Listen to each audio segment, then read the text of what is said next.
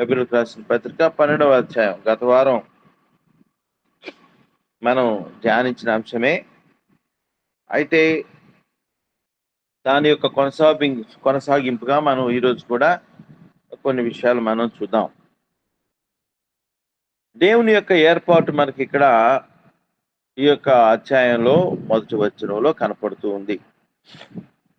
మనల్ని ఎక్కువగా ఇంపాక్ట్ చేసేది ఏంటి అంటే సాక్ష్యము అనే విషయాన్ని గుర్తుపెట్టుకోవాలి.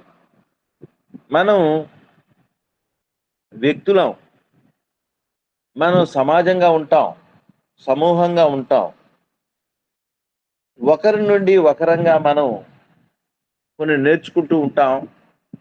ఒకరి యొక్క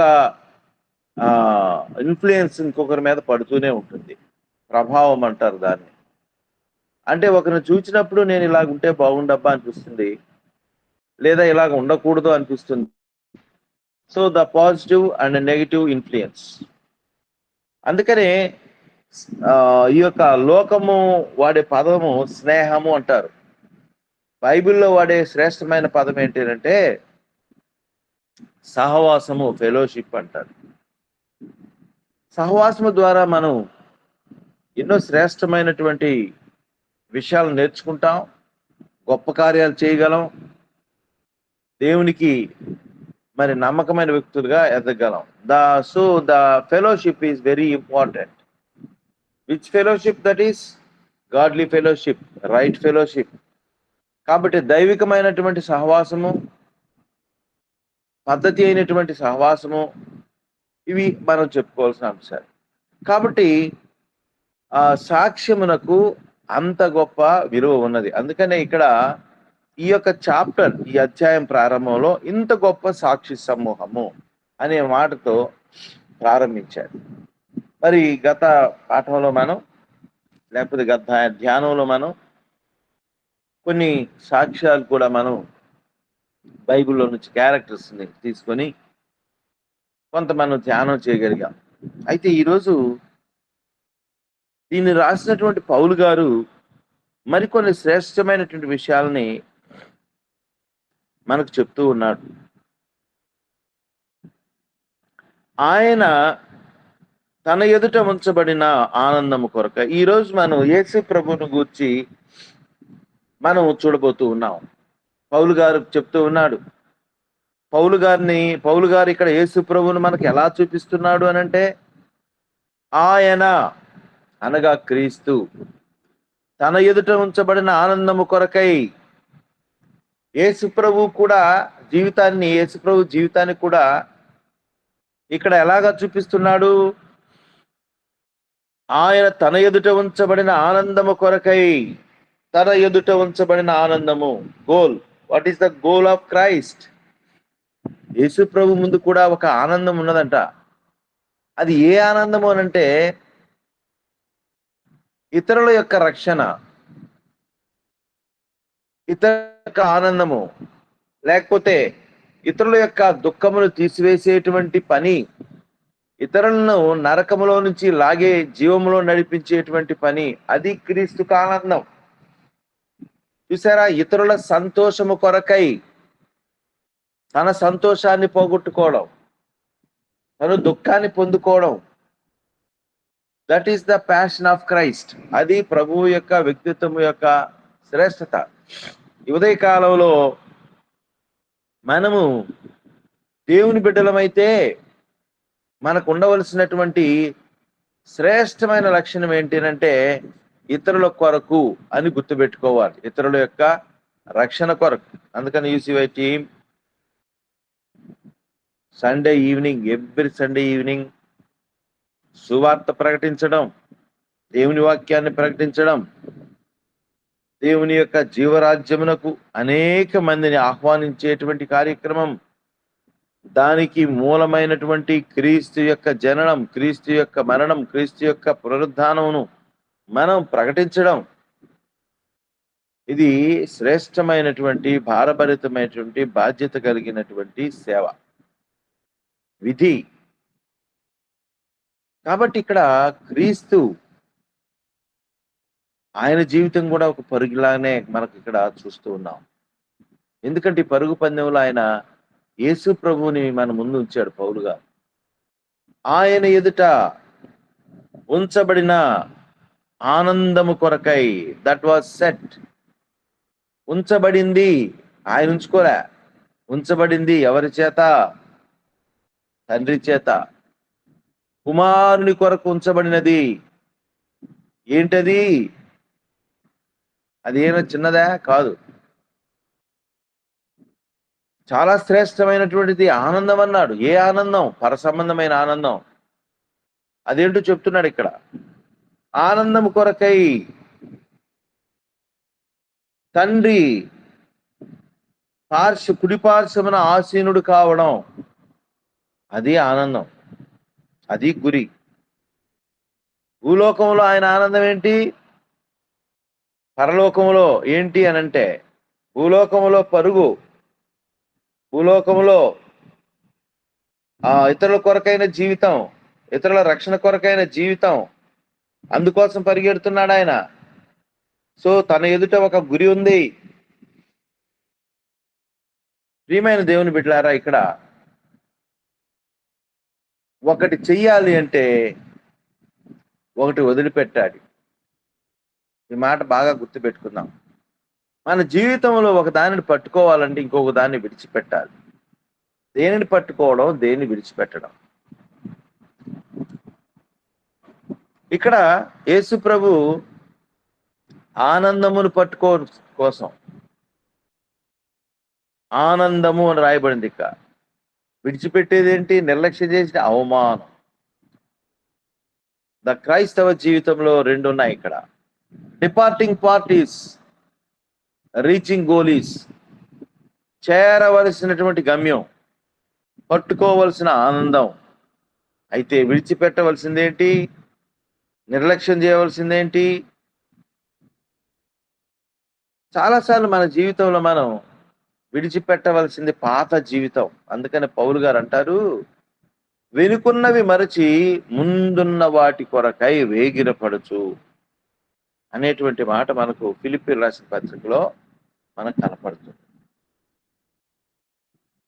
ఫిలిప్పీయులకు రాసినటువంటి పత్రికలో ఆ మాట మనం చూద్దాం. 3వ ఫిలిప్పీయులకు రాసిన పత్రిక అనుకుంటాను, 3వ అధ్యాయము 12వ వచనం. తీసిన వారు చదవచ్చు.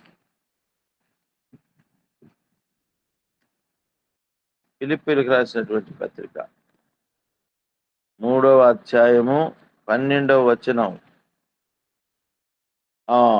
ఇదివరకే నేను గెలిచితినని అయినను, ఇదివరకే సంపూర్ణ సిద్ధి పొందితిని అయినను నేను అనుకునట్లేదు. కానీ వండర్ఫుల్ థాట్, మనం పరుగు స్టార్ట్ చేశామో లేదో, క్రైస్తవ జీవితం ప్రారంభించామో లేదో, కొంత దూరం పోయామో లేదో, అబ్బా ఐ రీచ్డ్ మై గోల్, చాలా సాధించాను, నేను చాలా సాధించాను, ఐఎమ్ గ్రేట్ అని అనుకోవచ్చు. కానీ ఇంత గొప్ప భక్తుడు చెప్పేటువంటి మాట ఏంటంటే, ఇదివరకే నేను గెలిచానని నేను అనుకోవట్లేదు, సంపూర్ణమైన సిద్ధిని పొందాను, అయిపోయింది, finish, completed, I have achieved completely అని అనుకోవటం లేదు. దేని నిమిత్తము క్రీస్తు యేసు చేత పట్టబడితేనో దానిని పట్టుకొనవాలని పరిగెడుతున్నాను. దేని చేత క్రీస్తు యేసు చేత పట్టబడ్డాడు సౌలు గారు అని అడిగినప్పుడు, ఇతడు నా నామమును భరించు నిమిత్తము నేను ఏర్పరచుకున్న సాధనమై ఉన్నాడు. పౌలు గారు ఎవరు అనంటే దేవుని యొక్క సాధనం అని చెప్తూ ఉన్నాడు ఆయన. అందుకొరకు క్రీస్తు పట్టుకున్నాడు. అనేక మంది విడుదల కొరకు, అనేక మంది రక్షణ కొరకు, అనేక మందిని క్రీస్తునందుకు నడిపించుట కొరకు, జీవరాజ్యములకు వారసులు చేయుట కొరకు పట్టబడ్డటువంటి పౌలు. నీవు నేను ఎందుకు పట్టబడ్డామో తెలిసిన, పట్టబడము అంటే ఇంకోటి కాదు, దేవుడు మనల్ని గట్టిగా పట్టుకున్నాడు, లేకపోతే మనం సామాన్యులమేం కాదు. దేవుడు తన ప్రేమ చేత, తన కృప చేత, తన ఆదరణ చేత, తన సహవాసము చేత, తన ఏర్పాటు చేత, వాక్యము చేత ఆయన పట్టుకున్నాడు మనం గట్టిగా. లేకపోతే మనం జారిపోయేటువంటి వారమే. ప్రియమైన దేవుని బిడ్డలారా, ఒకప్పుడు మన పాపం మనల్ని పట్టుకుంది. పాపము చేత పట్టబడ్డాం, శరీర దౌర్బల్యం చేత పట్టబడ్డాం. పౌలు గారు కూడా అన్నాడు, ఒకప్పుడు నేను హానికరుడను, హింసకుడను, దేవదూషకుడు, దేవుని తిట్టిన వాణ్ణి, ఇతరులకు హాని చేసిన వాణ్ణి, ప్రజలను భయపెట్టిన వాణ్ణి. పౌలు గారు వస్తున్నారు గుర్రం మీదంటే ఎక్కడోళ్ళు అక్కడ తలుపులు పెట్టుకునేవాళ్ళు లోపలికి దూరేసి. పిల్లలు, స్త్రీలు, పురుషులేమి భేదం లేక హింసించేవాడు, భయంకరమైనటువంటి వ్యక్తి. అయితే ఆయన జీవితం రెండు ముక్కలైపోయింది. క్రీస్తు పట్టుకున్న జీవితంలో, అయ్యలారా, ప్రియమైన వారులారా, చేతులు జోడించి చెప్తున్నాను అని ఆయన కొట్టినప్పటికీ, హింసించినప్పటికీ, బాధ పెట్టినప్పటికీ చేతులు జోడించి బ్రతిమలాడి దేవుని యొక్క రాజ్యమును గురించి చెప్పడం సౌలు జీవితంలోని గొప్ప మార్పు. ఆయన జీవితం రెండు ముక్కలు, బిఫోర్ క్రైస్ట్, ఆఫ్టర్ క్రైస్ట్. కనుక ఇక్కడ పట్టుకొనుట, ఆ పౌలు గారు చెప్తున్నాడు, నేనైతే ఏం చేస్తున్నాను ఇక్కడ, దేని చేత నేను క్రీస్తు యేసు చేత పట్టబడి తినో దానిని ఎప్పుడు, ప్రేమైన దేవుని బిడ్డ, మనం మర్చిపోకూడదు. అల్లూరులో ఎందుకు దేవుడు నన్ను పట్టుకొని ఇక్కడ ఉంచాడు, దాన్ని రీచ్ కావాలి. దేవుడు ఒక మంచి సాక్షిగా నిన్ను పట్టుకొని ఉన్నాడు అనే విషయం గుర్తుపెట్టుకోండి. దేవుని సొత్తుగా దేవుడు నిన్ను పట్టుకొని ఉన్నాడు. దేవుని విలువైన బిడ్డగా నిన్ను చేసి ఉన్నాడు. దాన్ని ఎప్పుడు నువ్వు మర్చిపోవద్దు.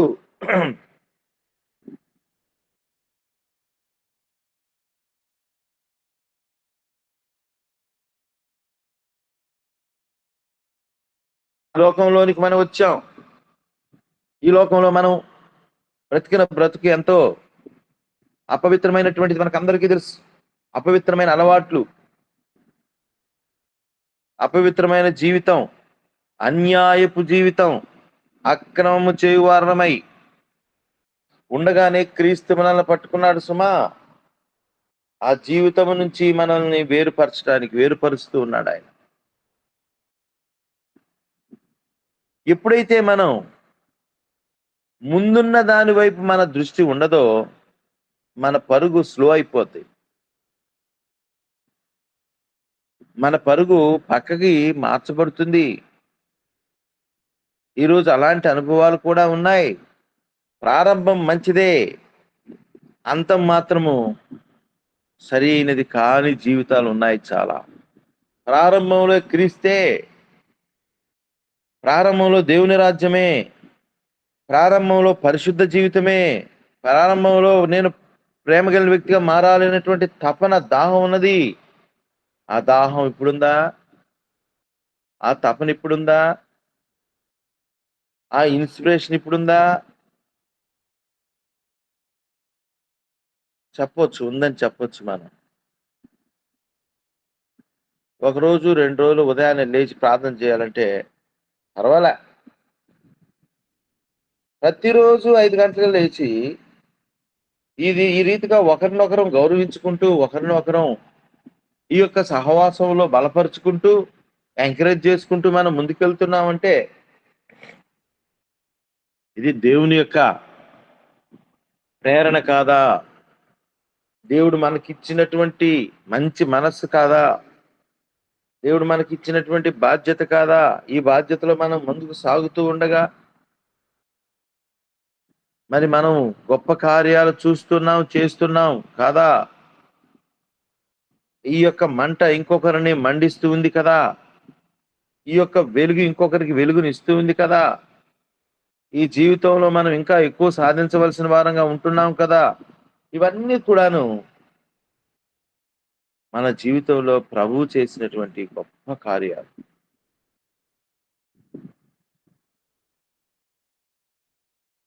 కాబట్టి మన ముందు ఉంచబడినటువంటి ఆ యొక్క గోల్ని ఎప్పుడు కూడా మర్చిపోకూడదు. పౌలు గారు ఎందుకు ఇంత శ్రేష్టమైన పరుగెత్తి నేను ముగించాను అంటున్నాడు ఆయన. అవును, ఆయన ఒక మాట చెప్తాం, ఆయన సాక్ష్యం ఏంటో. రెండవ తిమోతి 4:7 చూడండి. 2 తిమోతి 4:7 తీసిన వాళ్ళు త్వరగా చదివితే మనకు సమయము కలిసి వస్తుంది. అక్కడ ఏమంటాడు? మంచి have fought a good fight. చదవండి. విశ్వాసం ఏం కాపాడుకున్నాడంట? మన పరుగులో విశ్వాసాన్ని కాపాడుకోవాలి. It should be A right fight. అది మంచి పోరాటం అయి ఉండాలి. తృప్తిగా చెప్తున్నాడు ఆయన. మంచి పోరాటం. విశ్వాస జీవితం అనేది ఒక పోరాటమే, ఒక ఫైటే, వీరోచితమైన పోరాటం. ఉదయ కాలంలో ఇన్స్పైరింగ్ వర్డ్స్ బై పౌల్, అపొస్తలుడైనటువంటి పౌలు. అప్పుడేమో సౌలు పాత జీవితానికి, ఇప్పుడేమో పౌలు పరిశుద్ధ జీవితానికి నిదర్శనం. గురి వద్దకే మన పరుగు, మన ముందున్న దాని మీదనే మన యొక్క లక్ష్యం. కాబట్టి ఆయన చెప్పినటువంటి మాటని మనం గుర్తుపెట్టుకోవాలి. గురి యొద్దకే నేను పరుగెత్తుచున్నాను అన్న పౌలన్న మాటలు ఎప్పుడైనా విన్నావా? చుక్కాని లేని నావీన బ్రతుకు, చుక్కాని లేని నావిక లాంటిది మన బ్రతుకు. అయితే యేసు ప్రభు ఆయన మన ధోనిలోనికి, మన పడవలోనికి ప్రవేశించిన తర్వాత మనకు చుక్కానిగా మారాడు. నా జీవితంలో ప్రభువు ఉంటే అది చుక్కానే, ప్రభువు లేకపోతే విరిలేనటువంటి పయనమే. కాబట్టి ఇక్కడ పౌలు గారి జీవితం చూస్తున్నాం. పౌలు గారు యేసు ప్రభువును మనం చూపించినటువంటి విధానాన్ని కూడా మనం ఇక్కడ చూస్తూనే ఉన్నాం. నిర్లక్ష్య పెట్టుట, అవమానమును నిర్లక్ష్య పెట్టుట, ఇది చాలా కష్టం అండి, చాలా కష్టం. సురేషో, వినీతో, శ్రీనునో ఎవరో నన్ను అవమానపరిస్తే ఆ అవమానమును పక్కన పెట్టి ప్రేమించడం అనేది అది చిన్న విషయం కాదు. మనం అనుకుంటామేమో. సేవలో కూడా మనకు వస్తూనే ఉంటాయి అప్పుడప్పుడు. మనలో ఉన్నటువంటి విత్తనాలు మొలకెడుతూ ఉంటాయి. ఏంటయ్యా ఈ సురేష్ డామినేషను, వినీత్ డామినేషను, ఈ సీను, లేకపోతే ఇంకొకరు ఏంటి లెక్క చేయరు, ఏంటి పక్కన పెట్టేస్తారు, నాకు సముచితమైన గౌరవం ఇవ్వరు, నాకు ఇంపార్టెన్స్ ఇవ్వరు. ఇవన్నీ విత్తనాలు మొలకెడుతుంటాయి అప్పుడప్పుడు. వాటిని కానీ తీసుకువేసుకోకపోతే మన పరుగు మారిపోద్ది, మన డెస్టినీ మారిపోద్ది. మన చూపు దేని మీద ఉంది ఇప్పుడు? నాకు, నా విలువ, నేను చూపు మారిపోయింది. ప్రభువును చూసినప్పుడు మనకేమనిపిస్తుంది? ఆయన అవమానాన్ని నిర్లక్ష్యం చేశాడు. ఆయన ఎదుట గురి ఉంది. సిలువనెక్కడం, శ్రమలు పొందడం, అవమానాలు, పిడిగుద్దులు, ముళ్ళ కిరీటం. ఊరి నాయన ఏం ఒక్క మాట కూడా అన్న ఆయన. ఒక్క మాట అని ఉంటే అందరూ అక్కడ ఎగిరిపోయి ఉండేవాళ్ళు. సిలువ కార్యం ఆగిపోయి ఉండేది. ఈ రోజు మనకు దుర్గతిలో నుంచి ఇట్లా రావడం మనకు దొరికేది కాదు. అందుకనే ప్రభు సహించాడు. ఎందుకో తెలిసినా? నా పాప క్షమాపణ కొరకై, నిన్ను నన్ను తన సొత్తుగా చేసుకునే దాని కొరకు. అది ఆయన ఆనందం. అందుకనే అక్కడ అవమానాన్ని నిర్లక్ష్య పెట్టాడు. Cross bearing life. If there is no cross bearing life, సిలువను మోసే అనుభవం లేకపోతే అతడు క్రైస్తవుడు కాదు. ఎన్ని సంవత్సరాలు కూడా సహవాసాలు ఉన్నాయి, వాక్యం చెప్పని, పాటలు పాడిని, ఇంకేం చేయని, ప్రార్థన చేయని, ఏమైనా చేయని, if there is no cross bearing life, he is not at all treated as a Christian, as a follower of Christ. ఈ లోక సంబంధమైన క్రైస్తవుడు గాని పిలవబడవచ్చేమో, కానీ దేవునితో నీకు నాకు సంబంధమే లేదు. అందుకని ఆయన అన్నాడు, తన సిలువను ఎత్తుకొని ఎవడైతే నన్ను అనుసరిస్తాడో వాడే నాకు ప్రియమైన వాడు, ఆ బిడ్డే నా యొక్క బిడ్డ. ఎస్, అందుకనే మనం ఒక్కటి అనుకుందాం, ఎవరైనా అవమానం చేశారా? This is the wonderful opportunity to prove that I am a child of Christ. ఎవరైనా నాకు అవమానం వచ్చిందా, నన్ను పక్కన పెట్టేశారా, నన్ను బాధించారా, నేను దాన్ని ఒక అవకాశంగా తీసుకుంటా. ఏ అవకాశం అది? ఈ పదవి కంటే, ఈ పొజిషన్ కంటే, ఎలివేషన్ కంటే క్రీస్తు బిడ్డనని ప్రూవ్ చేసుకోవడంలో ఆనందం. ఎప్పుడైతే మనం ఇలాగ అనుకుంటామో, అంటే పరిస్థితుల వైపు, వ్యక్తుల వైపు చూడడం మనం నిర్లక్ష్యం చేస్తామో, ప్రభు వైపు మన గురి తప్పిపోదు. ప్రభు వైపు మన గురి తప్పిపోతామా? ఒకసారి నేను ఎర్లీ డేస్ లో మంట, శరీర స్వభావం అనే మంటను చల్లేసింది నీళ్లు. ఆయన వైపు చూసినప్పుడు ఏం కనపడుతుంది మరి చెప్పండి? ప్రభు యేసుని వదనములో నా దేవుడు కనిపించే, కలుషాత్ముల బ్రోచుటకై. ప్రభు యేసుని వదనములో నా దేవుడు కనిపించాడు, నా రక్షకుడు కనిపించాడు.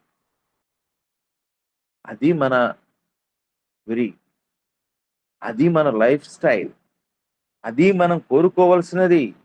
నిర్లక్ష్య పెట్టడం, మన జీవితంలో నిర్లక్ష్య పెట్టువారం కాకపోతే, దేని నిర్లక్ష్య పెట్టడం?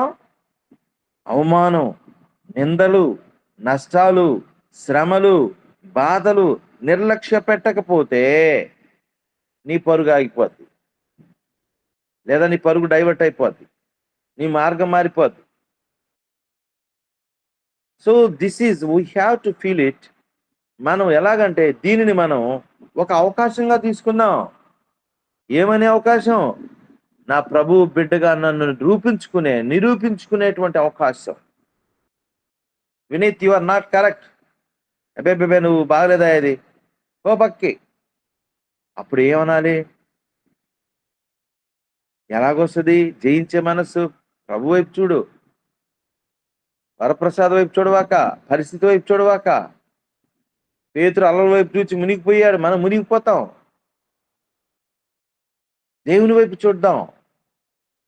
అందుకనే పౌలు గారు ఉదయ కాలంలో అద్భుతమైనటువంటి మోడల్ మన ముందుంచాడు. ఆయన నిర్లక్ష్య పెట్టాడు. నిర్లక్ష్యపరిచేటువంటి జీవితంలోనే మనం ప్రభువునందు ఆనందించగలం. అందుకనే క్రైస్తవుడు వీటిని కోరుకోవాలంట. ప్రభువా, నాకు ఒక్క అవకాశం, నేను సహిస్తాను, నేను భరిస్తాను, నీ పోలికలోనికి నేను మారినట్టుగా నన్ను నేను ప్రూవ్ చేసుకుంటాను. క్రీస్తు పోలిక మనలోనికి రాకపోతే మనం ఆయన బిడ్డలం కాదు. ఎన్ని చెప్పినా థియరిటికల్ క్రిస్టియన్స్, సిద్ధాంతపరమైన క్రైస్తవులమే తప్ప నాట్ ప్రాక్టికల్ క్రిస్టియన్స్, ప్రయోగాత్మకమైన క్రైస్తవులు మనము కాలేము. కనుక ఈ యొక్క జీవితం, అందుకని పౌలు గారు అంటుంటాడు, ఆయన మాటలు మనల్ని మన్నించేవండి పాపం. నిజంగా అందుకనే ప్రభువు ఆయన పట్టుకున్నాడు.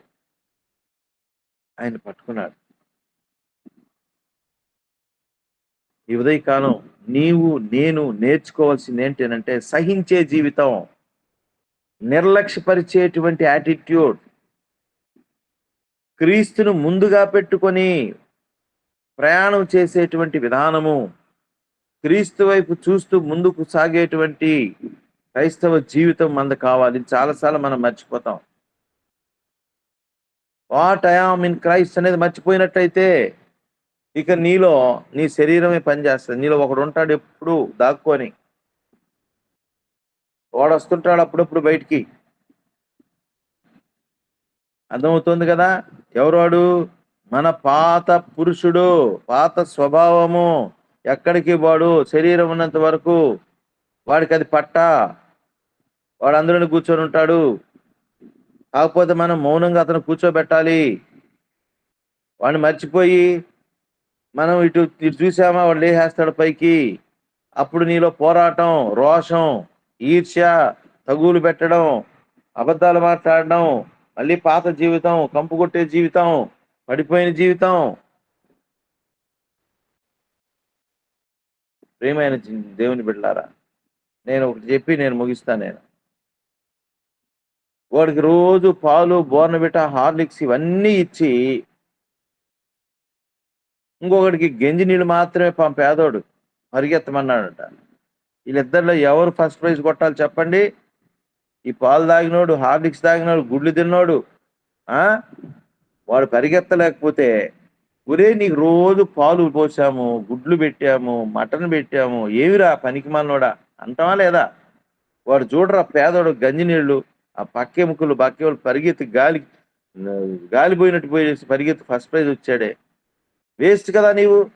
ఉదయకాలంలో మనం అర్థం చేసుకుంటే వాక్యం వింటున్నామనే ఆనందం కాదు, ఎంత శక్తి నువ్వు పొందుకుంటున్నావు. రెగ్యులర్గా వస్తూ ఉన్నావు. ఓయమ్మ ఇది ఎందుకు వచ్చిన గొడవలే నాయనా, రేపు నుంచి ఆబ్సెంట్ అవుదాం అనుకుంటున్నాము, జాగ్రత్త, దేవుడిచ్చిన అవకాశం పోగొట్టుకోవాక. You have to receive new energy. మరి ఇన్ని మాటలు, ఇన్ని బోధలు, ఇన్ని ప్రార్థనలు, ఇన్ని సహవాసాలు విని విని విని నీలో ఉన్న శక్తి ఏంటి? నీ యొక్క పరుగు ఎలాగా ఉంది? పరిగెత్తి ఇంకొకరిని కూడా లాక్కొని వెళ్ళిపోతున్నావా? Very good. ఉదయకాలం let us check, let us examine our self, let us renew our strength of belief.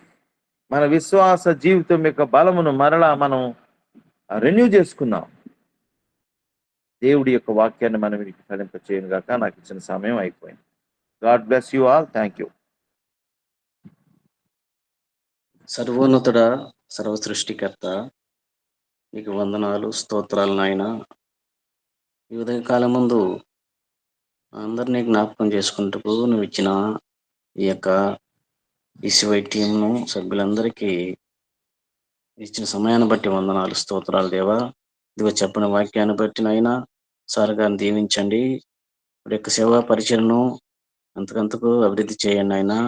చేరి వచ్చిన ప్రతి ఒక్క యాజకుని యొక్క ఆయన ప్రభువా సేవలో వాడుకొని వారిని వారి కుటుంబాన్ని ఆశీర్వదించి వచ్చిన ప్రతి బిడ్డను ఆయన విశ్వాసులను ప్రభువా జ్ఞాపకం చేసుకున్నారు. చెప్పని వాక్యము మా హృదయాల్లో ఫలించలాగిన నా ప్రభువా ప్రతి ఒక్కరూ నా ప్రభువా హృదయపూర్వకముగా ఈ యొక్క వాక్యాన్ని తన యొక్క హృదయాల్లో భద్రపరుచుకొని ఆ రీతిగా మేమందరమైన ఆయన ఈ యొక్క వాక్య ప్రకారంగా నడుచుకున్నట్లు ఆశీర్వదించమని ఇదిగో నడుపుతున్నటువంటి ఈ యొక్క అధ్యక్షుని జ్ఞాపకం చేసుకోండి. ఆయన వచ్చే రోజు ప్రతి పెట్టను ప్రభా వారి యొక్క అవసరతలను అక్రతలను తీర్చే విధంగా నాయన వీరు మాతో మాట్లాడారు. మాకు కావాల్సిన ఆహారాన్ని దయచేసినందుకు వందనాలు చెల్లించుకుంటూ నజరేయుడు మా రక్షకుడు యేసయ్య నామములు అడిగి వేడుకొనుచున్నాము పరమ తండ్రి. ఆమేన్.